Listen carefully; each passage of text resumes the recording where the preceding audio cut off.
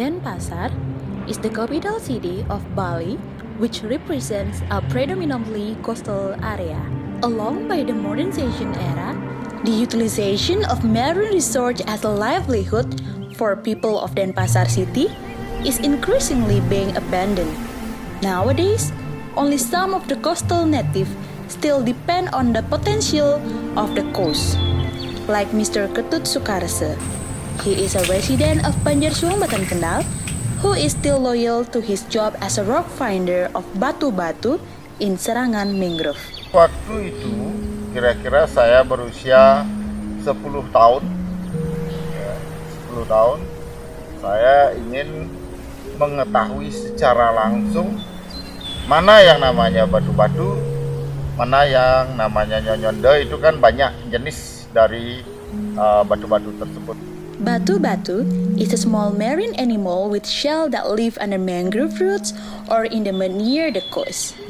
This animal can be made and cooked to be delicious traditional foods. Di masing-masing daerah atau tempat itu memiliki nama yang berbeda. Jadi di Suung Batankendal ini namanya batu-batu.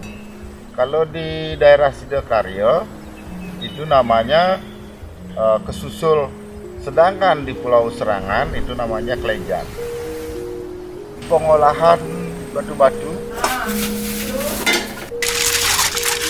direbus kira-kira 5 menit. Setelah direbus 5 menit kita dinginkan. Setelah didinginkan kita potong mulut dan ekornya pakai tang potong atau netekin ya, bahasa Balinya tuh netekin.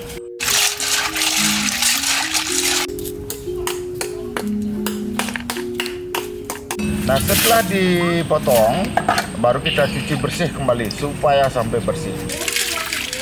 Nah, setelah sudah bersih sekali, kita persiapkan bumbunya, yaitu dengan memakai bumbu Bali yang lengkap atau komplit.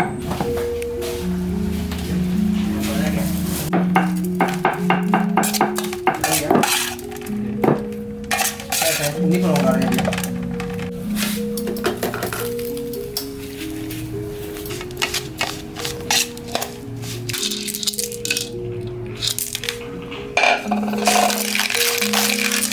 After passing processing part, batu-batu will pack traditionally and ready to be marketed.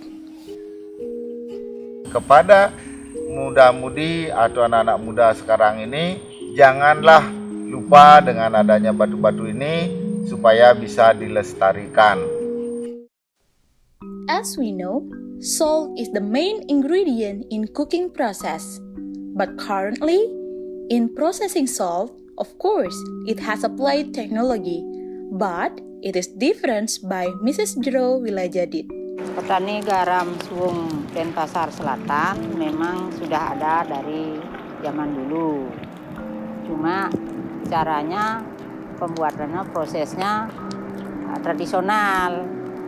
Dulu lama memakan waktu dan tenaga yang banyak. Gitu. Dari awalnya tanah dikeger dulu, terus disiram, dijemur kita kira-kira 4 jam. Siang hari lagi digeger, lagi digaruk, lagi dijemur. Baru dijemur 2 jam, baru disodok, baru diangkut lagi ke dalam palungan atau peti itu. Baru disiram dengan air laut. Nah, keluarlah air yang bening untuk siap dimasak menjadi garam. Itu dimasak selama 5 jam kurang lebih dengan kayu bakar, baru jadi garam dapur siap dijual. The salt processing is done manually without machine interventions. Awal mulanya ini kan lahir di sini. Dari kecil udah tahu bagaimana orang membuat garam. Terus ikut juga membantu orang tua dulu. Membuat garam yang tradisional dulu. Itu setelah jadi yang profesional, kita ngerubah cara yang bikinnya. Sekarang melanjutkan aja ini, gitu, melihat dari penghasilan dan untuk membuka lapangan kerja. The salt which has been processed will ready to be marketed.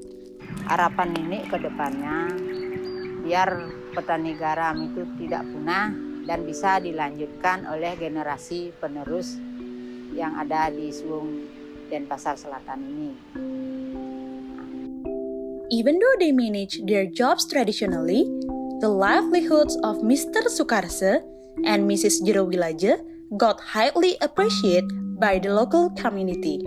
This prove that the people of Denpasar City really love and appreciate local coastal process product that will not be timeless.